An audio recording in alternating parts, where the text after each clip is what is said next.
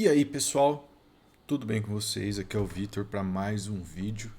E hoje, galera, eu quero abordar um tema com vocês sobre mentalismo, né?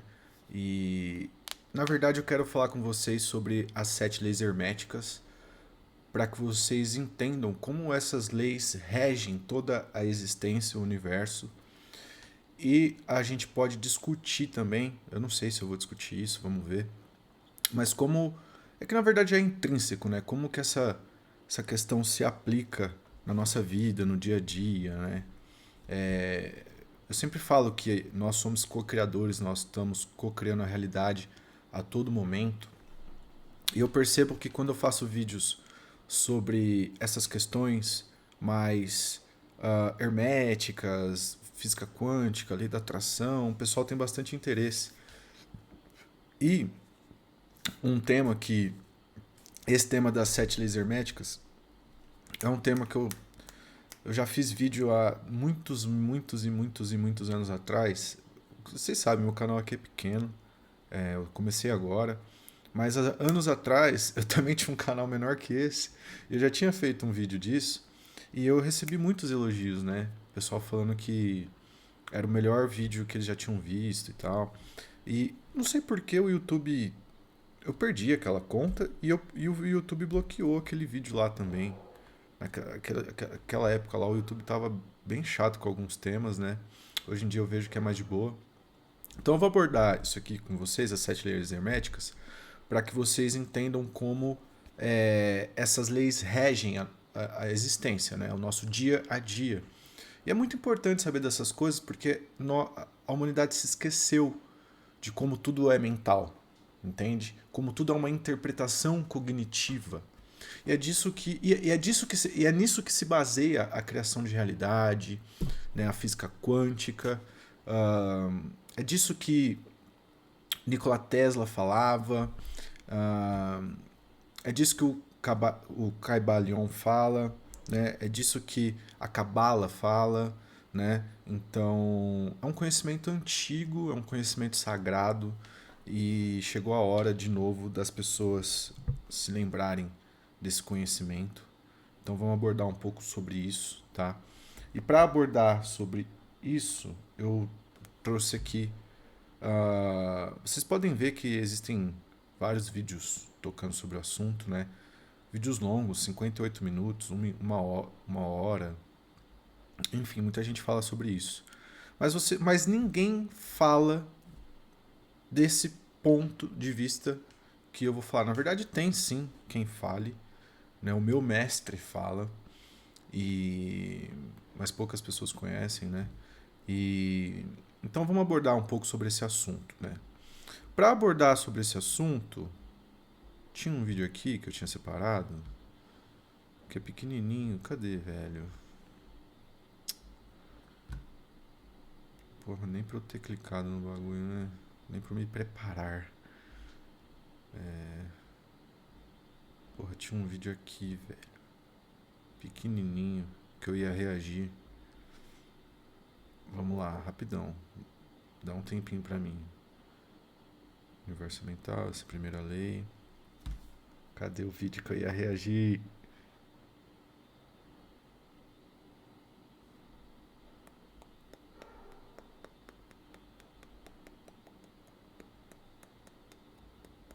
Eu não quero pegar um vídeo muito longo. Porque eu quero mostrar pra vocês que é muito simples de entender. Os antigos ensino de armas primegistas, conhecimentos proibidos. Bom, então vamos reagir a esse vídeo aqui do conhecimento proibido. Eu não sei se ele vai falar das sete leis herméticas, talvez sim, mas é legal a gente conhecer um pouco quem foi Hermes Trismegisto e tudo mais, né? Eu não vi esse vídeo, tá? Vamos dar uma olhada.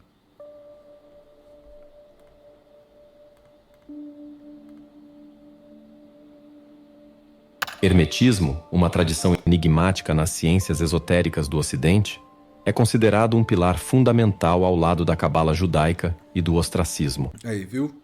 Cabala judaica. Falei pra vocês. Eu não tinha visto esse vídeo, eu acabei de escolher.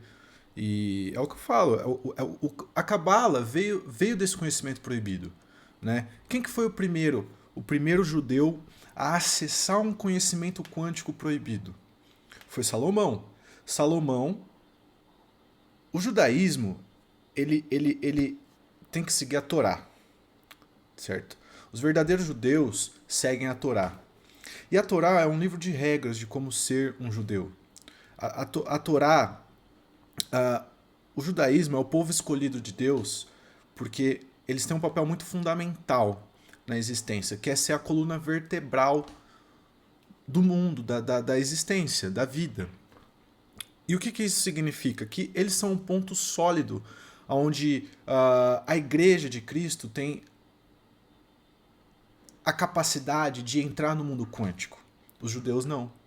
Os judeus não podem entrar no mundo quântico. O conhecimento quântico é proibido para os judeus. Só que Salomão acessou o conhecimento quântico. E quando Salomão fez isso, ele quebrou uma regra muito importante. Ele dividiu o judaísmo em dois. Entre cabalistas, talmudistas e judeus seguidores da Torá. E foi a partir dos conhecimentos de Salomão que a Cabala foi criada. E a Cabala é um conhecimento quântico de como se manipular as energias, de como usar os princípios herméticos. Não que literalmente eles usem os princípios herméticos, porque, na verdade, os princípios herméticos vêm dessa mesma fonte de conhecimento que a gente que é chamado de luciferianismo. Luciferianismo, por que luciferianismo? Porque o luciferianismo ele vem do nome lux ferris, que é portar a luz, que é portar o conhecimento, né? Então, Prometeus mesmo, que é aquele que pega a tocha da humanidade, entrega a tocha dos deuses, entrega para a humanidade, ele entrega o conhecimento dos deuses para a humanidade. E qual conhecimento é esse? Conhecimento de como a vida funciona, as leis que regem o universo, as 7 leis herméticas, né? E a Cabala usufrui desse conhecimento quântico de como as energias funcionam, de como tudo é mental, para manipular as energias conforme o seu próprio interesse, né? E muitas pessoas acabam querendo vir para esse conhecimento achando que vão plasmar dinheiro, né, resolver seus problemas. E tá tudo bem, tá tudo bem. Se você chegou aqui querendo isso, beleza, você está na sua jornada, mas cedo ou mais tarde você vai ver que não se trata disso, tá? E que na verdade você tem que tomar cuidado ao perseguir seus próprios desejos egoístas, utilizando dos conhecimentos sagrados que Deus disponibiliza para nós. Porque esses conhecimentos são tão sagrados que para você acessar eles com maestria, você precisa ser puro. E a pureza consiste em não ser um santo como uma pessoa que não pratica relação sexual, coisa do tipo assim. A pureza significa você estar leve com a sua densidade emocional, você não carregar em si aquelas emoções densas de orgulho, inveja, ganância, arrogância, que te impedem de ser um sábio. Porque um sábio precisa da humildade para conseguir ter pilares de perspectivas a ponto de definir cognitivamente o certo e o errado, mediante a verdade, que é de Deus. Mas para você enxergar a verdade de Deus, você tem que ser humilde e entender que só sei que nada sei, para continuar me permitindo a aprender e evoluir. E essa é uma jornada infinita, né? Então, para nós estudarmos hoje aqui as leis que regem o universo, para a gente desvendar um pouco, para trazer vocês de volta para esse conhecimento que tá em você, a coerência vive em você, você é a coerência, você é a luz, você só se esqueceu. Então tá na hora de lembrar, os selos estão sendo abertos, tá? E é isso que a gente vai fazer aqui hoje, estudar sobre as 7 leis herméticas, para fazer com que você entenda como que nós criamos a realidade a partir do nosso mental. Como a vida é só uma interpretação interna dos nossos sentimentos. Como a gente só pode buscar e encontrar aquilo que nós mesmos somos. Entende? Tudo é uma projeção mental, tudo é uma cocriação. Senão nada haveria. Nós vamos entender um pouco mais sobre isso aqui hoje. Então vamos lá. Essa escola de pensamento, que se estende desde a alquimia medieval e os estudos ocultos da Idade de Ouro Islâmica, passando pelo florescimento científico do Renascimento e da Era do Iluminismo, até chegar ao nosso tempo, sempre operou nos bastidores, influenciando significativamente os avanços intelectuais da humanidade. Desempenhando um papel crucial na maneira como compreendemos a essência do ser humano, o hermetismo é um marco na jornada intelectual humana. Antes de explorarmos mais profundamente os ensinamentos herméticos e sua visão sobre a natureza do ser, é essencial conhecermos Hermes Trismegisto, a figura central desta filosofia. O nome Trismegisto... Vocês vão perceber, de novo, eu não vi esse vídeo em específico, mas, enfim, quando eu era mais novo eu já estudei sobre Hermes Trismegisto, né, 3 vezes grande. O Hermes Trismegisto, ele tem uma relação, ele tem um ponto de Lúcifer ali, um ponto luciferiano, um ponto Prometeus, de entregar o conhecimento dos deuses para a humanidade. Esse ponto sempre volta. O próprio Cristo foi esse ponto. O próprio Cristo é a verdade, o caminho e a vida. Mas qual verdade? A verdade, o conhecimento dos deuses, de Deus para a humanidade. Essa é a verdade que te liga de novo a Deus. Porque tudo é Deus. Deus é tudo. Esse conhecimento prova Deus. Que não há coincidência onde tudo coincide, não há perfeição tão simétrica que possa ter sido feita do nada. É preciso mais fé para acreditar que toda a perfeição simétrica da existência tenha sido criada do nada, do que fé para crer num Criador. Certo? Então, vamos lá. Isto significa 3 vezes maior, destacando seu suposto domínio sobre 3 reinos: o divino, o celestial e o terreno. Vamos ler seu texto mais influente, aquele que serviu de inspiração. Você vê que Cristo é justamente isso, né? A ponte entre o divino, o celestial e o terreno. Certo? A ponte para Deus. A verdade, o caminho e a vida. O mesmo ponto de Trismegisto, o mesmo ponto de Prometeus. A estrela da manhã, a luz da alvorada, Lúcifer, Lux Fers, né? O portador da luz. Para Sir Isaac Newton, reconhecido como o pai da ciência moderna. Porque, para quem não sabe, a Bíblia originalmente foi escrita em hebraico. E na tradução, a primeira tradução da Bíblia foi em latim. Então, na hora de traduzir do hebraico para o latim, traduziram portador da luz como Lux Ferris. Lux Ferris é uma palavra em latim, que virou Lúcifer, Lucifer. Né? E algumas traduções bíblicas está lá, Lúcifer, o portador da luz. Cristo, o próprio Jesus Cristo falando, eu sou Lúcifer. Tem versões bíblicas que falam exatamente assim, faça a sua pesquisa e comprove por você mesmo. Cristo dizendo, eu sou Lúcifer, a estrela da manhã. Outras traduções, eu sou o portador da luz. É a mesma coisa que dizer, eu sou Lúcifer, porque Lúcifer é a tradução literal do hebraico pro latim de portador da luz. Lux Ferris. L-U-X, Ferris. Vamos mergulhar na versão Quem estuda escatologia sabe disso. Traduzida pelo próprio Newton, do latim para o inglês, para compreender melhor a essência de suas descobertas e insights. Mas antes, se você é fã do canal, a essência de suas descobertas e insights, do latim para o inglês. Vamos ver Isaac Newton, seu texto mais influente: o celestial e o terreno. Vamos ler seu texto mais influente, aquele que serviu de inspiração para Sir Isaac Newton, reconhecido como o pai da ciência moderna. Vamos mergulhar na versão traduzida pelo próprio Newton, do latim para o inglês, para compreender melhor a essência de suas descobertas e insights. Mas antes, se você é fã do canal O Poder da Mente, temos algo especial para você. Descubra a arte... Pessoal, inclusive, vai lá, se inscreve no canal O Poder da Mente, tá? Quem quiser assistir o vídeo na íntegra, pelo próprio canal, acesse aqui, se inscreve no meu também. Dá essa forcinha pra nós. Do pensamento positivo, um guia transformador para redefinir sua realidade mental.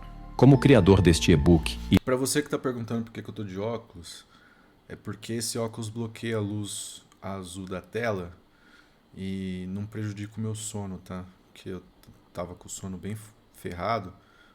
Eu não preciso usar óculos, mas isso aqui é para proteger da luz azul do computador. E líder do canal O Poder da Mente, compartilho minhas vivências e aprendizados mais profundos com você. Clique no link do comentário fixado e comece a transformar sua vida hoje. A pedra de Contemplemos esmeralda. uma verdade ancestral e profunda. Cara, esse negócio de pedra de esmeralda é a coisa mais incrível que existe, velho. Porque isso é uma coisa que chega a me...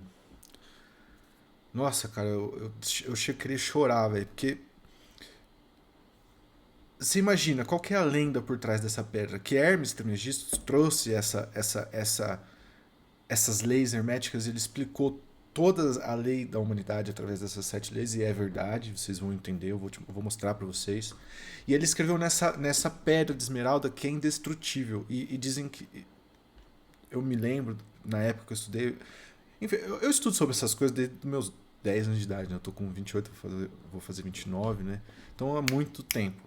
Eu não me lembro, assim, com tanta exatidão, mas tem coisas que eu me lembro, assim, de relance. E pelo que eu me lembre, existem 3, teoricamente, né, hipoteticamente, diz a lenda que existem 3 por aí. Inclusive eu tinha visto que existia uma em um museu, só que eu nunca consegui achar. Ó. A gente pesquisa assim, ó, pedra de esmeralda na internet. Na verdade é tábua de esmeralda, né? Tábua de esmeralda. Não existe imagem verdadeira. Ó, isso aqui não é uma imagem verdadeira, é? Eu não sei, tá ligado? Tipo, isso aqui não é. Tipo, não dá pra saber, velho. Será que essa é? Não sei, entendeu? Tipo, não sei se tem uma imagem verdadeira na internet, porque dizem que não existiu, né? Lógico, o sistema não vai querer que você saiba que existe um material indestrutível que o ser humano é incapaz de reproduzir e que ninguém entende como é que existe. Não vai querer, né? Óbvio. Assim como é em E si, por que não vai querer? Porque eles precisam ter o controle da humanidade.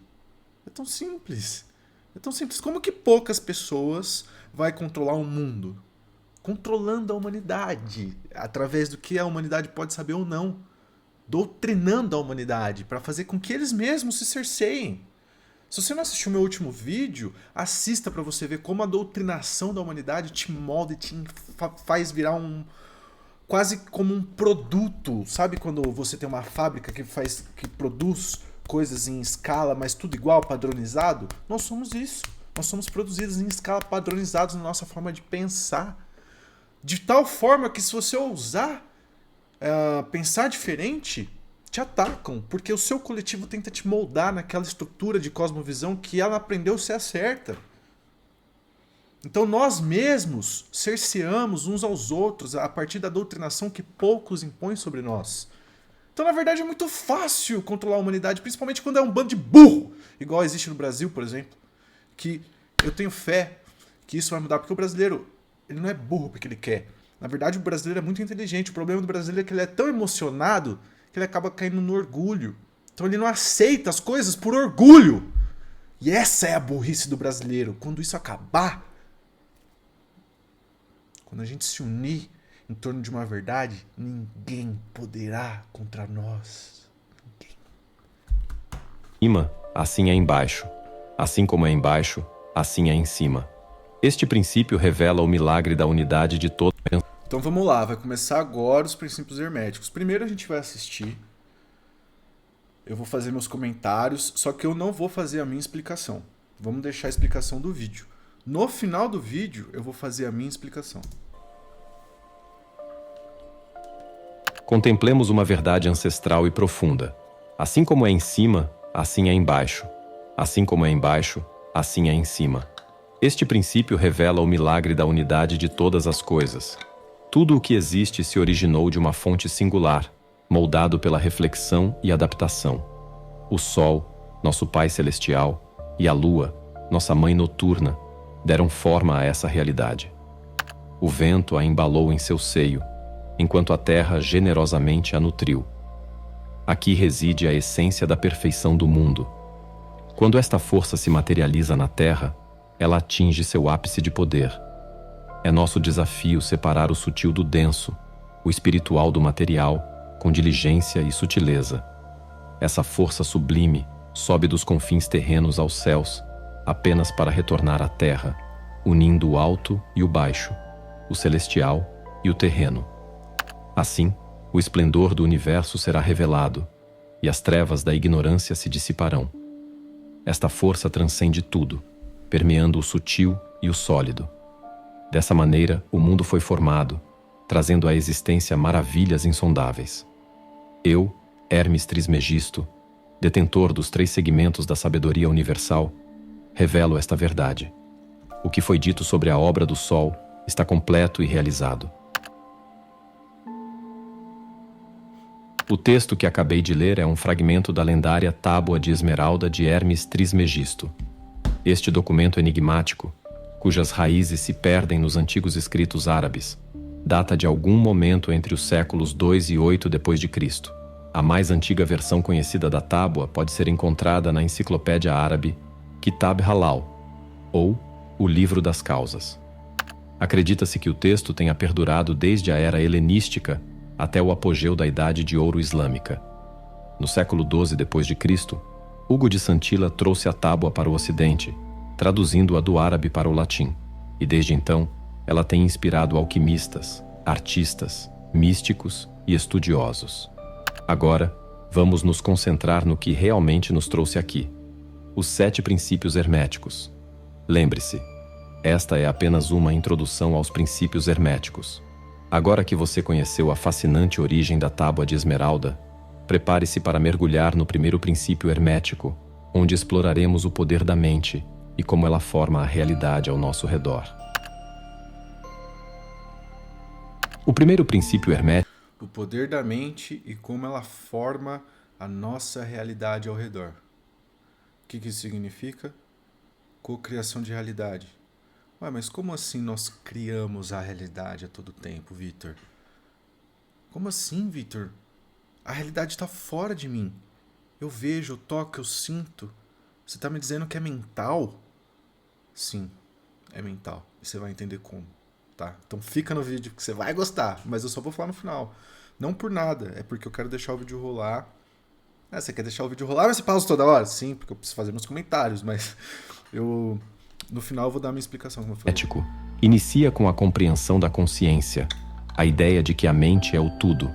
Para os hermetistas, tudo é mente resume a origem e a essência da existência. A consciência não é...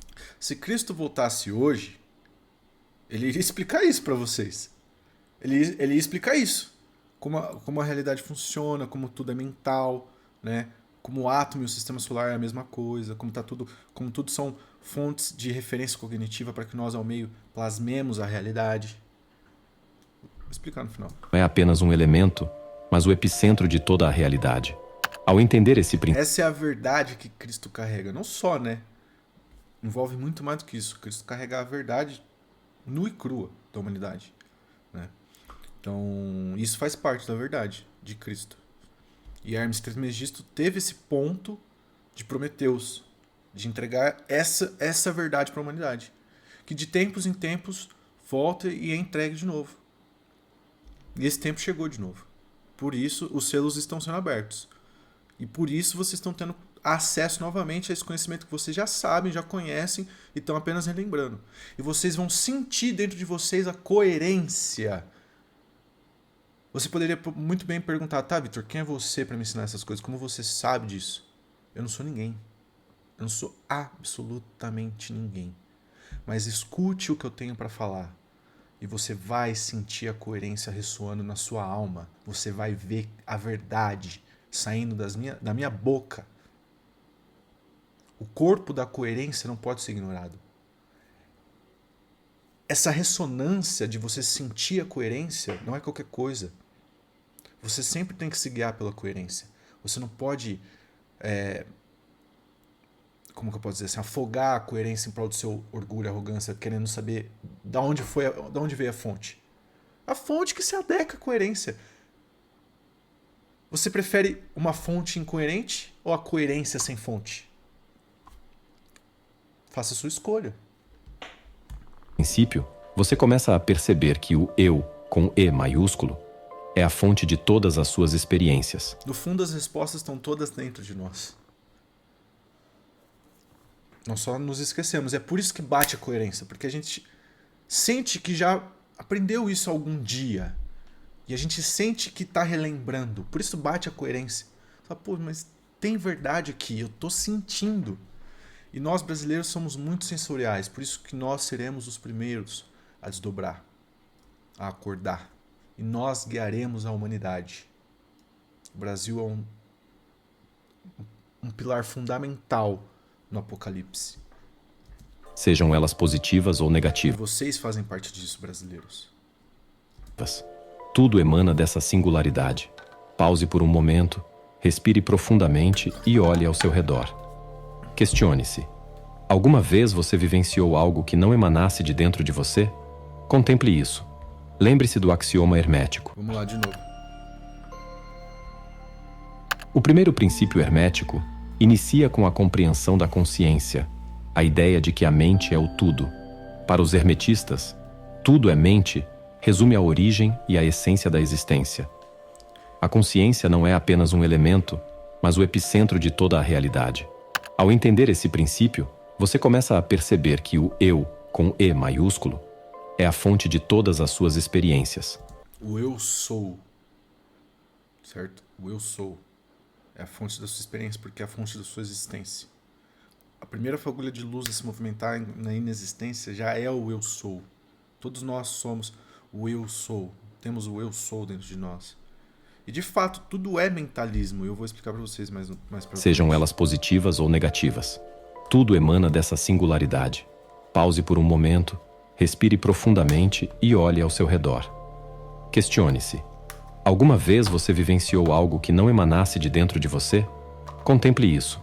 Lembre-se do axioma hermético. Como é dentro, é fora. Reconhecendo a delicada linha que separa o microcosmo do macrocosmo, você dá o primeiro passo em direção à jornada do autoconhecimento e do domínio de si mesmo. Refletindo sobre como sua própria mente influencia sua realidade, você está pronto para descobrir o próximo princípio hermético. Estamos, capitão! Como os padrões acima se refletem abaixo. Vamos desvendar juntos no princípio da correspondência. O princípio da correspondência revela uma verdade profunda. As leis que regem a mente são as mesmas que regem a matéria. Conforme avançamos no entendimento dos planos mentais... Não, calma aí, não é bem assim. A correspondência é o que está dentro e está fora. Não é que é as leis. Eu vou explicar melhor para você depois. Ganhamos também uma percepção mais clara da natureza do mundo físico. Uma analogia útil é pensar na maneira como um músico consegue traduzir as notas que ouve em seu ouvido interno para a música real que toca. Este exemplo ilustra perfeitamente como a lei da correspondência opera, unindo o intelecto ao mundo material. Agora que você entende como o microcosmo reflete o macrocosmo, está preparado para sentir o pulso universal do terceiro princípio, a vibração. Como será que isso ressoa em sua vida cotidiana? A música é um formato mais preciso para retratar a realidade do que qualquer forma de linguagem abstrata. Friedrich Nietzsche, certa vez, observou que a linguagem é incapaz de capturar adequadamente o simbolismo cósmico inerente à música. Ele argumentava que a música se relaciona simbolicamente com a contradição e a dor fundamentais que existem no cerne da unidade primordial, e, por isso, simboliza um reino que transcende e antecede todos os fenômenos. Enquanto os fenômenos são apenas símbolos, a linguagem, como um símbolo desses fenômenos, jamais poderá expressar o núcleo mais profundo da música. Mesmo a poesia lírica mais eloquente falha em aproximar-nos do significado intrínseco da música. Assim como a música é composta pela interação de várias frequências sonoras, o universo é formado pela interação de múltiplas energias em diferentes frequências. Materiais são apenas energia condensada vibrando lentamente. Imagine o tudo como uma sinfonia cósmica épica, com camadas e sons infinitos. O adágio de que a música comunica melhor que a linguagem se prova verdadeiro ao entender este princípio hermético. Compreender a música pode revelar muito sobre a natureza da existência. Pense em como a música influencia seu humor e como isso pode ser usado para exercer um certo controle sobre suas emoções e estados internos. Observe como diferentes Isso é muito óbvio de ver, né? Tipo, não tem como não ver isso, né? Por exemplo, tem música que você coloca pra ir na academia. Você bota um rock lá, velho, a tua energia vai subir, pô. Você vai ficar acelerado, você vai correr, você vai querer correr. Eu pelo menos sou assim, né? As músicas têm vibes. A música é pura emoção. A arte é a emoção do artista densificada, plasmada na realidade, certo? Não só a música, a arte, né? A arte é a expressão das emoções, né? Quando você pega um quadro, por exemplo, um quadro artístico, uma pintura, muitas vezes a gente fala, pô, mas não dá para entender, né? Você olha assim, não dá para, você não entende a arte, mas a arte não foi feita para ser entendida, a arte foi feita para ser sentida. Então, quando você olha uma arte, você não vai entender com a cabeça, você vai sentir ela, porque eu componho, né? Componho, não, eu compus, né? Eu tenho algumas músicas, algumas composições. Então, tipo, é muito. Quem compõe sabe que você tá botando um sentimento que existe dentro de você para fora, num papel. Você tira aquele sentimento de dentro de você. A arte é poderosíssima por causa disso. Você tira um sentimento de dentro de você e coloca num quadro. Você plasma o sentimento na realidade. Um sentimento que pode ser compartilhado entre as pessoas. E elas vão sentir aquele mesmo sentimento que você plasmou na realidade, você densificou, você estruturou de forma a ressoar de uma maneira que as pessoas sintam exatamente aquele sentimento que com palavras você jamais fariam as pessoas entender. Mas numa arte, numa expressão artística, você faz. De uma forma abstrata. Um quadro que você olha, você nem...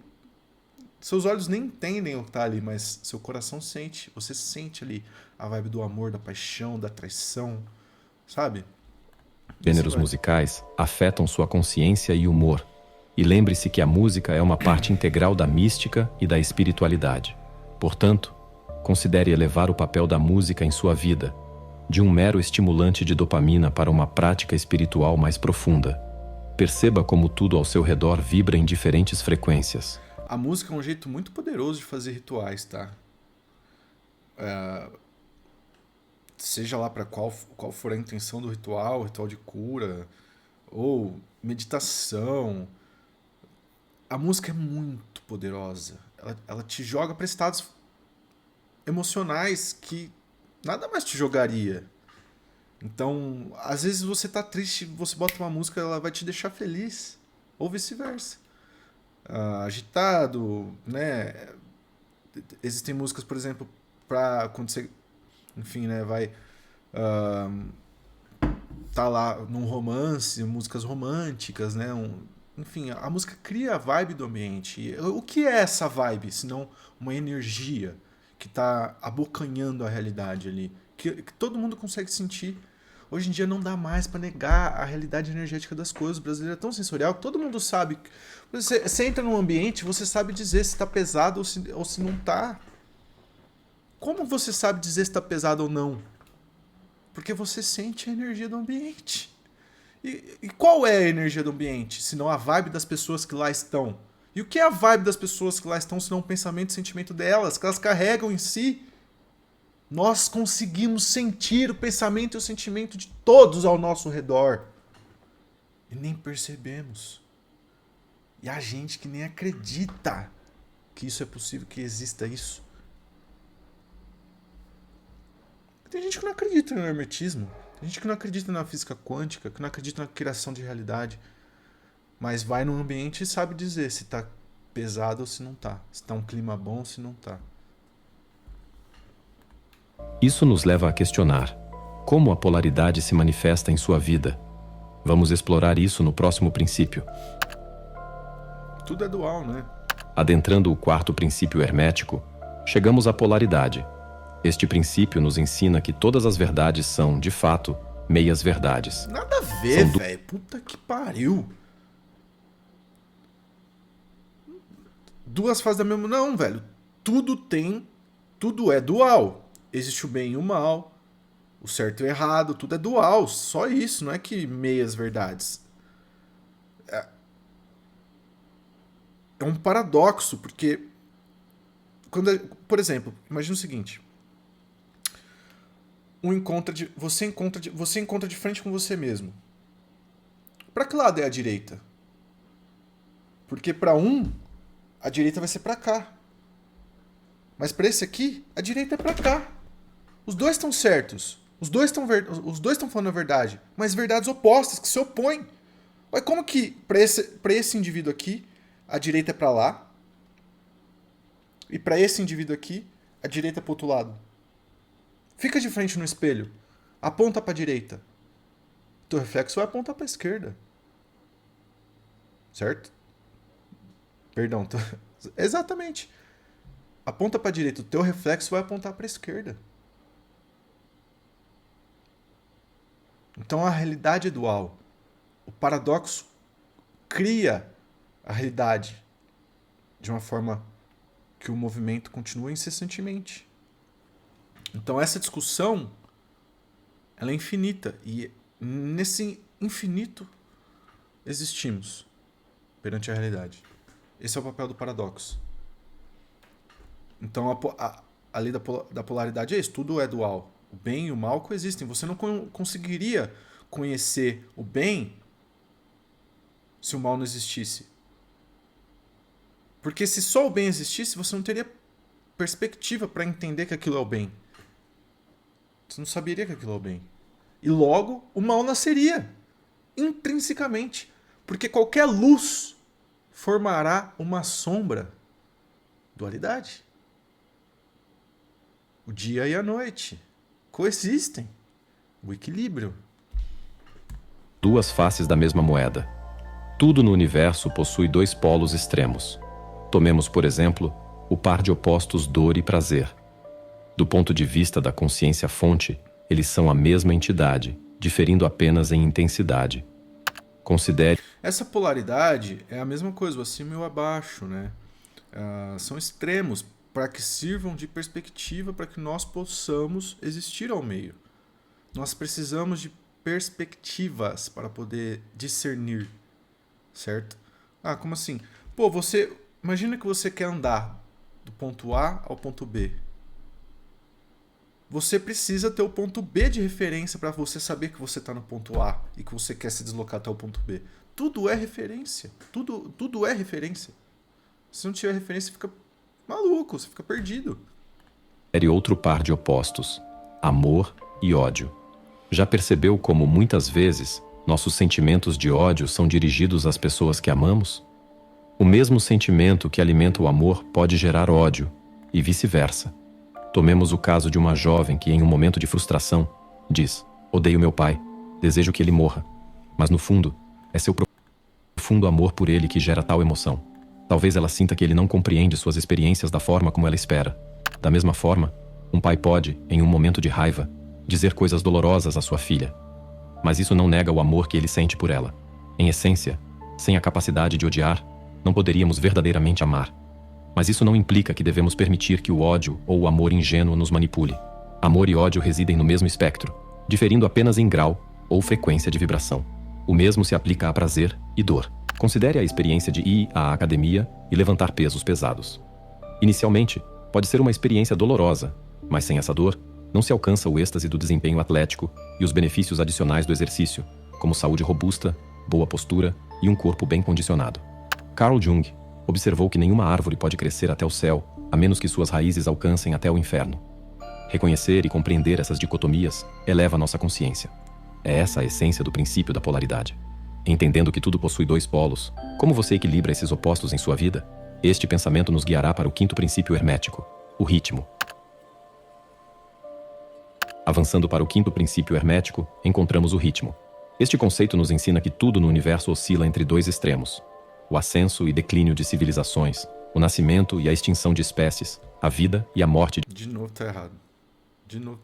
Vou explicar depois. de estrelas. Pense na música. Para cada batida audível, existe uma batida silenciosa, criando o ritmo. É Aí sim. este balanço entre duas qualidades extremas que dá origem a tudo. Não devemos temer o balanço do pêndulo. Ele é inevitável.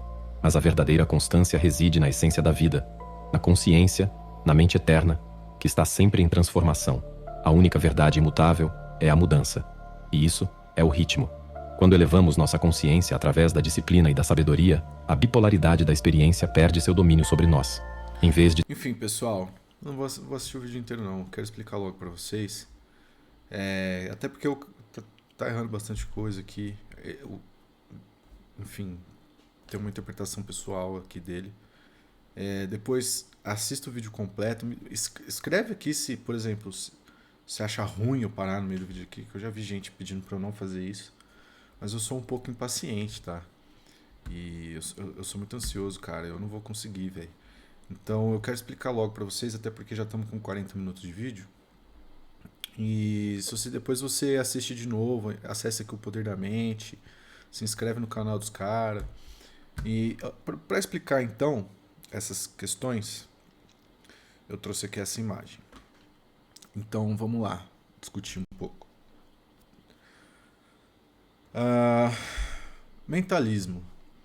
O todo é mente, o universo é mental.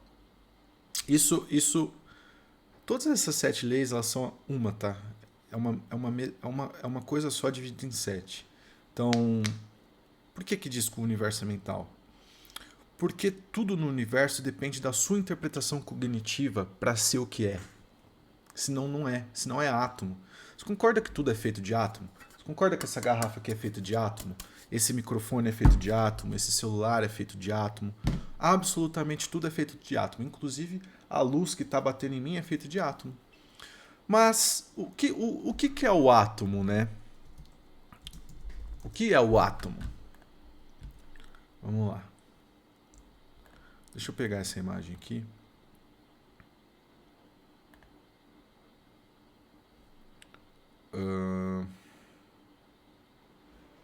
Pode ser essa aqui. Que eu quero mostrar uma coisa para vocês.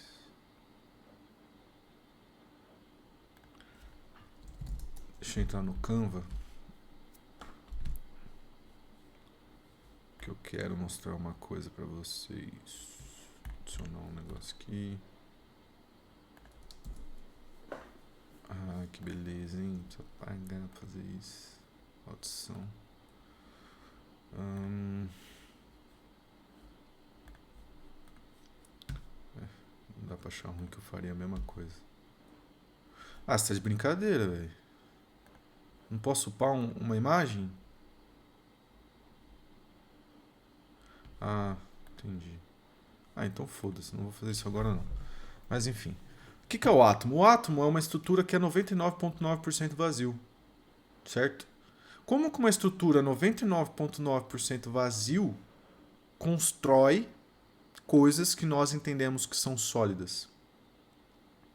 Resposta: não constrói. As coisas não são sólidas como nós imaginamos. As coisas, tudo é uma estrutura molecular. Se você pegar um binóculo, você vai ver que aqui tem átomos formando moléculas que formam células que constituem todo o material que existe na Terra. Seja metal, a nossa pele. São átomos que se aglomeram, constroem tecidos, constroem moléculas que constroem tecidos, que constroem materiais. Seja a nossa pele, os nossos órgãos ou os materiais que nós pegamos para construir outras coisas. Tudo vem da natureza, né? Tudo vem do átomo. Né? Tudo constitui do átomo. E o átomo é uma estrutura que é 99,9% vazio. Então como isso é possível? Porque o átomo ele fica girando muito rápido, muito rápido. E isso contrasta com o nosso ritmo cognitivo. Então imagina você pegar uma corrente assim, um fiozinho assim, ó. Você pega um fiozinho desse aqui, ó, você começa a girar. Muito rápido, muito rápido. Igual uma hélice de um helicóptero. O que vai acontecer? Dependendo do ritmo que você chegar, a corrente vai estar muito mais rápido que o seu próprio movimento. Então, qualquer lugar que você botar a mão, a corrente vai estar lá. Então, aquela estrutura que é uma corrente. É uma corrente. Mas ela vai virar um sólido, ela vai virar um disco sólido. Se você acelerar o suficiente para onde você colocar a mão, a corrente está lá, já vai estar lá, porque ela está muito mais rápido que os seus movimentos. Ela está muito mais rápida. Então, onde você... É a mesma coisa. Aqui o átomo está girando tão rápido, que onde eu ponho a mão, ele está. Ele está. E assim, se você pegar qualquer coisa que você encostar o dedo, se você pegar um microscópio, você vai ver que você nunca encostou em nada. O que acontece ali é uma repulsão magnética. Você nunca encosta a mão em nada. Porque a solidificação, na verdade, é uma interpretação cognitiva. Sólido, líquido e gasoso é uma interpretação cognitiva. Tanto é que tudo que é sólido, se você acelerar as moléculas, vira líquido e vira gasoso. E se você diminuir o ritmo dessas moléculas, ele vai ficando mais densificado, como é o gelo. O que é o gelo se não a estrutura da água mais alentada, vamos assim dizer? Porque quando você coloca no freezer, o que acontece? As moléculas vão diminuindo a sua velocidade, a ponto de quase parar. Até por isso os alimentos duram mais, porque você diminui a atividade, né?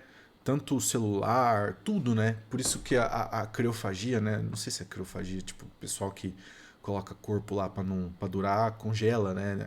A temperaturas muito gigantescamente pequenas, eu não sei falar isso daí, tipo, menos. Entendeu, né?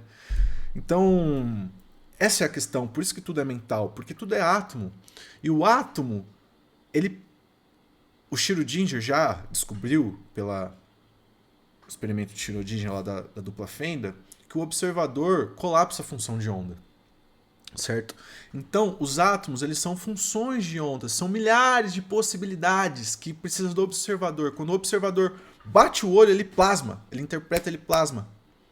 Ele define a realidade. Por exemplo, o que tem atrás de você? Você consegue ver porque você está plasmando a realidade, mas pega a sua tela mental. Chega uma hora que sua mão some, certo? Essa borda, ela é quadrada ou ela é redonda? Não dá pra saber. Na verdade, como eu posso dizer? Ela não tem uma definição. E para trás de você existe a escuridão. Uma onda de possibilidades. É claro que você tá olhando na tela e você fala, não, atrás de você tem uma cadeira. Uma vá. Quem plasmou a cadeira? Nós estamos plasmando a realidade. Existe uma metáfora, não sei se é metáfora, se é uma máxima que quer. Fala assim, tipo, uma árvore que caiu num lugar onde não tinha ninguém para ver, ninguém para ouvir. E ninguém para saber se caiu ou não. Ela caiu ou ela não caiu? Você entende como fica abstrato? A realidade precisa de nós para existir. Por isso que a realidade foi feita para nós, a nossa imagem e semelhança. Que nós somos a realidade, a nossa mente é a realidade vem de nós, vem de dentro de nós. Você está mergulhando para dentro de você. Você acha que o mundo está fora, ele está dentro de você, está dentro de nós. Por isso que cada um de nós é um universo único a partir da nossa cosmovisão. Porque nós somos co-criadores, partículas de Deus co-criando a realidade e definindo a realidade. Deus precisou criar a nós para criar a vida, porque nós somos os observadores que dá a vida à vida. Senão nada seria, nem átomo seria. Seria uma onda de possibilidades quânticas que nós, observadores, olhamos e definimos. E vem daí o conhecimento de criar, co-criar a realidade e tipo, mas aí nesse caso você está querendo criar acima do padrão de um fluxo de pessoas em simbiose co-criando a realidade.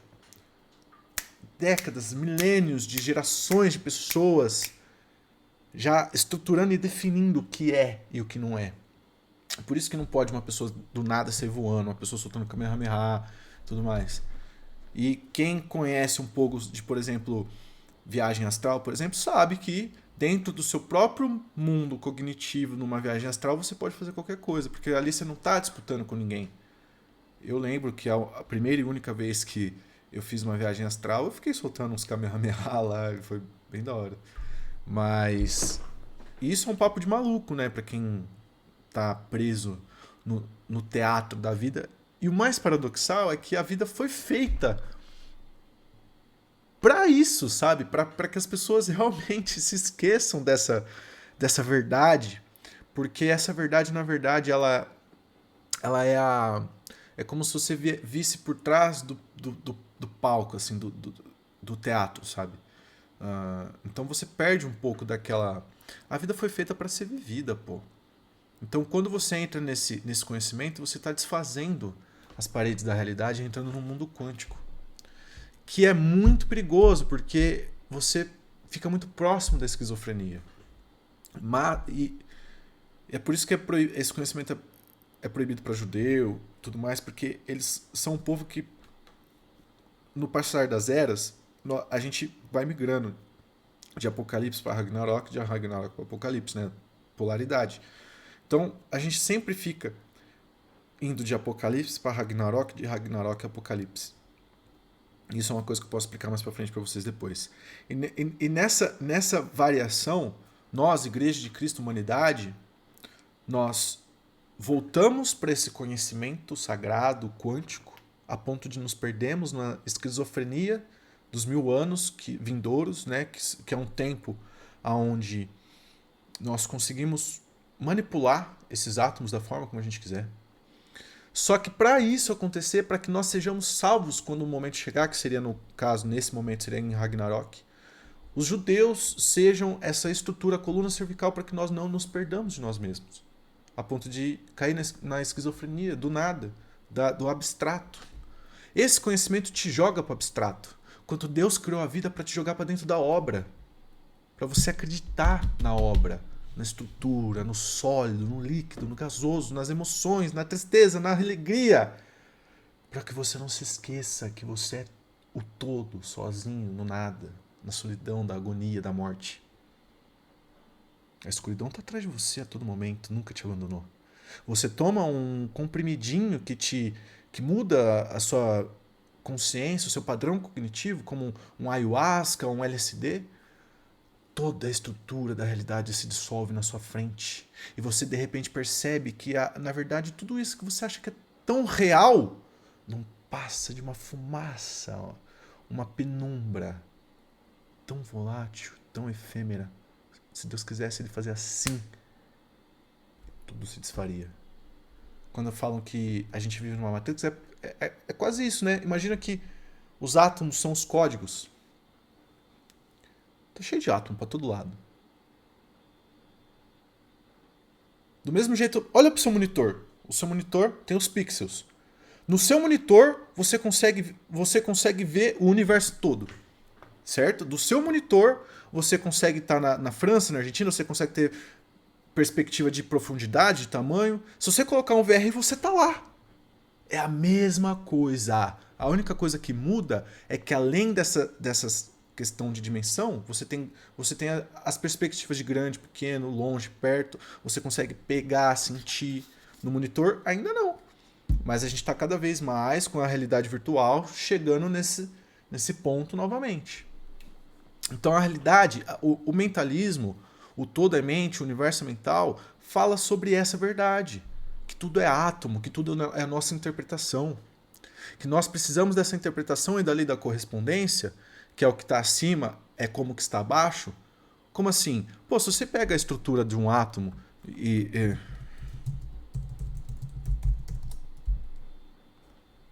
um átomo e um sistema solar, é a mesma coisa. É a mesma coisa. Um núcleo com os elétrons girando ao redor, as camadas de valência. Aqui no caso, o átomo ele também pode ser representado dessa forma. Percebe que é um sistema solar isso daqui? Você entende que isso aqui é um sistema solar? E da mesma forma, um sistema solar ele pode ser interpretado dessa forma. E se você pegar... Pô, eu queria tanto poder desenhar. Se você pega um átomo, o que você enxerga aqui, ó? Conecta esse ponto com esse ponto, com esse ponto e fecha aqui. Formou um triângulo. Aí você pega esse ponto com esse ponto, formou outro triângulo. O que você tem com um triângulo para cima e para baixo? Cadê minha caneta?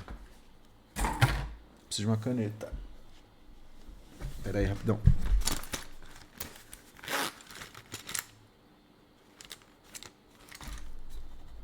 Não tá pegando. Espera aí. Minhas canetas não estão pegando. Ó, o que você tem? Você tem um triângulo para cima. Tá dando para ver? Tem um triângulo para cima, certo? Aqui, no átomo, um triângulo para cima. Você tem um triângulo para baixo.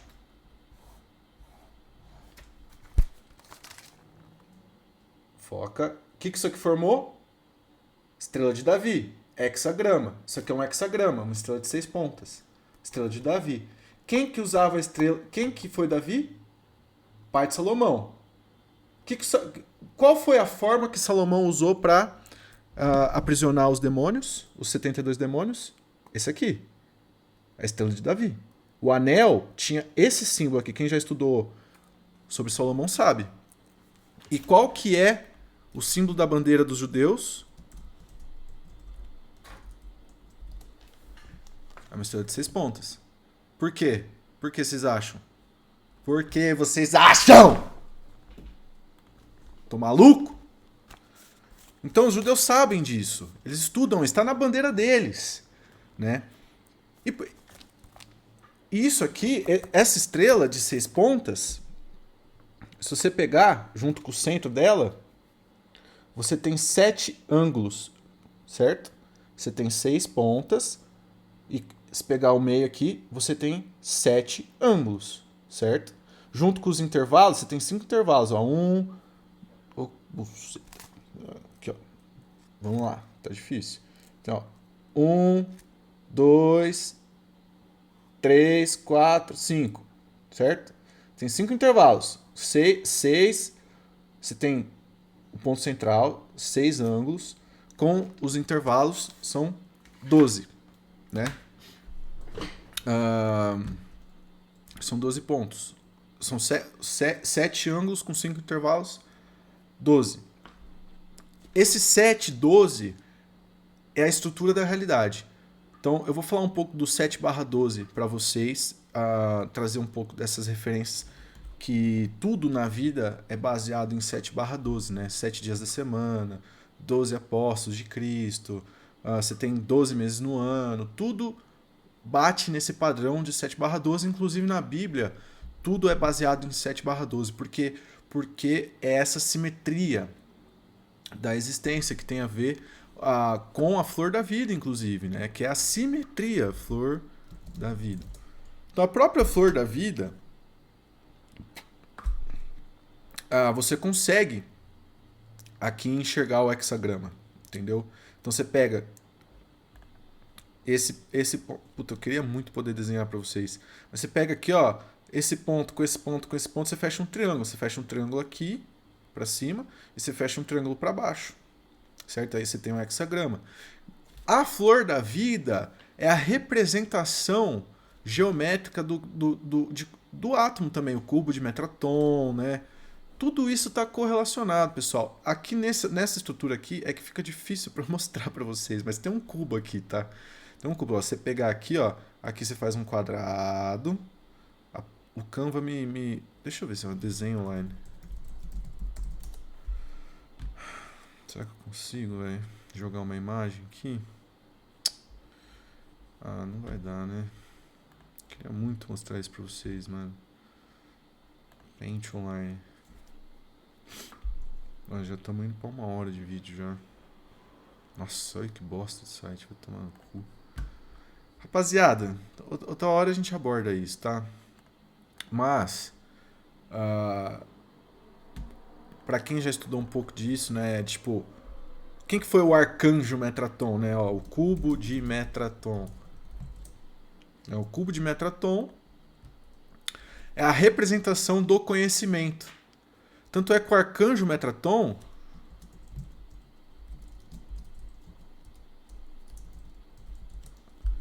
ele é um serafim da tradição judaica, é considerado um dos mais poderosos dos anjos.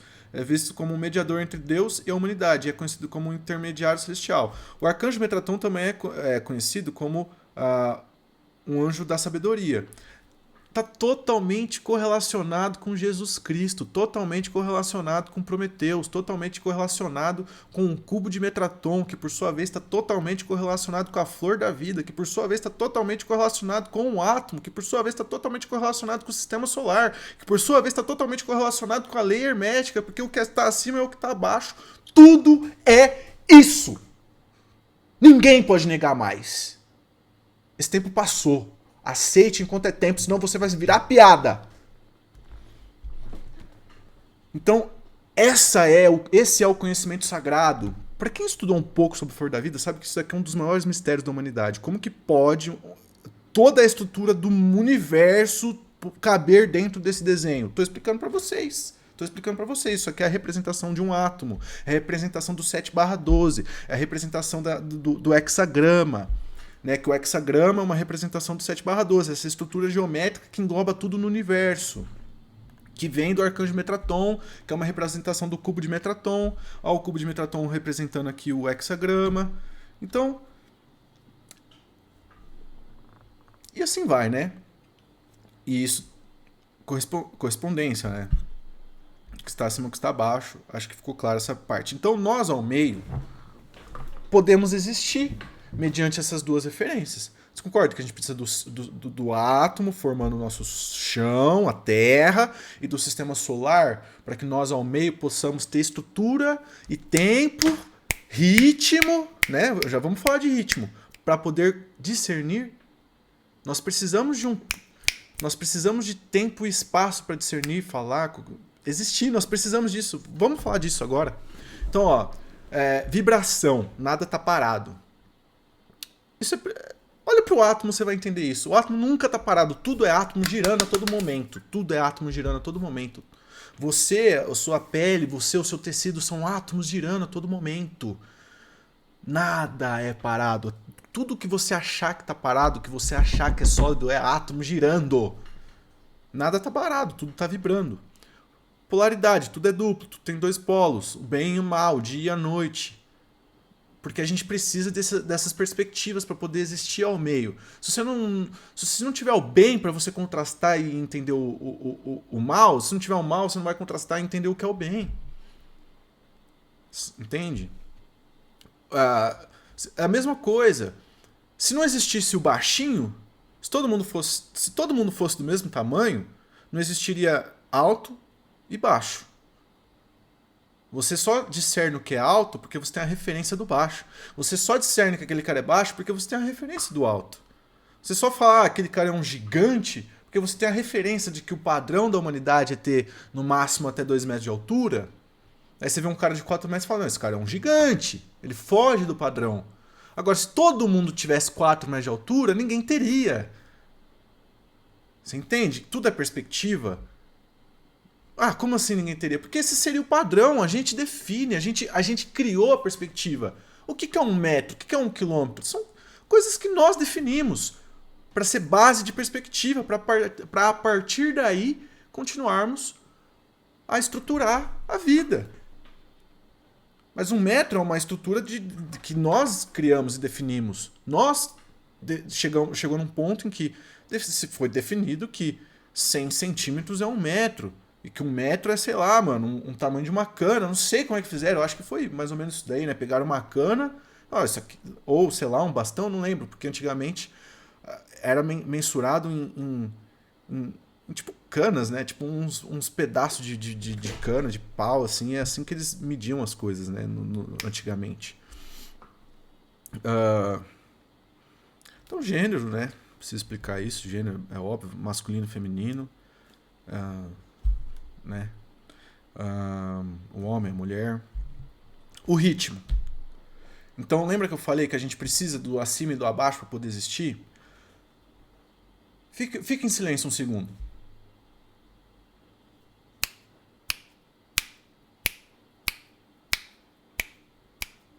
Você concorda que a gente está dentro de um ritmo? Você concorda que a todo momento a gente está dentro de um ritmo? Você concorda que se você quiser falar, você tem que estar dentro de um ritmo? Olha como as minhas palavras se adequam ao ritmo em que eu estou batendo aqui. Existe um ritmo. A gente está dentro desse ritmo, dessa dança universal que não pertence a nós. E esse ritmo já é criado pelo acima e o abaixo. E é por ter esse ritmo que cria o tempo. O tempo é o ritmo. O ritmo é o tempo. O tempo é o ritmo. Para você falar, formar uma frase, você precisa de um tempo que está dentro de um ritmo. Se não houvesse ritmo, não haveria tempo e você não teria como falar, você não teria como se locomover do ponto A ao ponto B, porque você precisa de um ritmo para isso. Não importa se você acelera o BPM, se você diminui o BPM, você vai ter que se adequar a um ritmo. Então, assim, dessa forma, a gente pode perceber como o tempo e espaço coexistem. Como o tempo é criado, Vitor? Ora, muito simples. O que é o tempo, Vitor? Ora, muito simples. O tempo é o ritmo ao qual estamos submetidos. que é criado, por sua vez, através da movimentação do macrocosmo.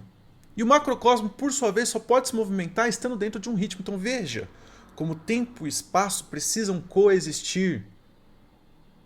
Lei da correspondência, da polaridade. Tempo e espaço são dois lados da mesma moeda. Assim como o acima e o abaixo são dois lados da mesma moeda, que precisam coexistir para que existam. Assim como o bem e o mal.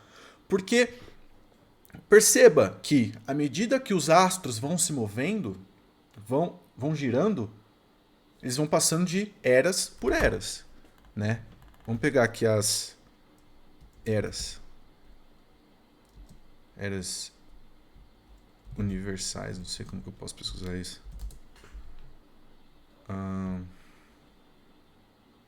Né, era de aquário, era de aquário e tudo mais, né? Tem 12 eras, né? Que são os... Aqui, ó. Perceba que nós temos 1, 2, 3, 4, 5, 6, 7, 8, 9, 10, uns 12. 12 eras, de novo 12. 7/12, de novo 12. 12 eras. Então, assim, o macrocosmo, ele vai se movimentando e vai passando pelas eras. Né? Era de aquário, de touro, de peixe e tudo mais. Agora a gente está entrando na era de aquário, né? E da mesma forma, você vai diminuindo isso, você percebe que, por exemplo, essa mesma movimentação do macrocosmo vai trazendo as estações do ano. Então nós esperamos as estações irem e voltarem. E assim nós marcamos o tempo. É a partir daí que vem o tempo. As pessoas têm tanta dificuldade de entender o tempo, sendo que é tão simples. Né? Então, você percebe que o tempo precisa dessa movimentação do cosmo para ser discernido, ao mesmo tempo que essa movimentação do cosmo precisa do tempo para se movimentar. Então, um cria o outro. E a partir dessa movimentação, a partir da movimentação do cosmo, vem as estações. Então a gente sempre espera o verão voltar. Então a gente passa pela primavera, outono, inverno e volta para o verão. Isso é o tempo. E aí, no meio disso, a gente sabe que a gente dividiu. Pro verão voltar vai demorar 12 meses. Aí, cada mês tem que ter 30 dias. E a gente foi dividindo. Aí é a simetria, a matemática. E assim foi criado o tempo, por conta do ritmo. E causa e efeito, né? Tipo, toda causa tem efeito. Tudo que você faz vai ter uma consequência. Porque nós estamos estruturados num grande caleidoscópio onde estamos em simbiose uns com os outros. E tudo que é feito, falado, sentido, pensado, reverbera. De um jeito ou de outro. Pessoal, por enquanto eu vou ficando por aqui. Já deu mais de 1 hora de vídeo. Não era minha intenção fazer um vídeo tão longo. Mas me conta o que você achou desse vídeo. Se você gostou, se você não gostou. Se você tem alguma coisa a mais que você queira saber sobre isso. Tá? Isso aqui muda tudo. Tá? A partir de você entender isso aqui, você vai enxergar a vida com outros olhos. Tá? Eu espero que tenha ficado claro. Tão claro quanto é pra mim. E se não ficou, me conta aqui que eu me esforço mais para tentar ser mais claro. Fechou? Um abraço!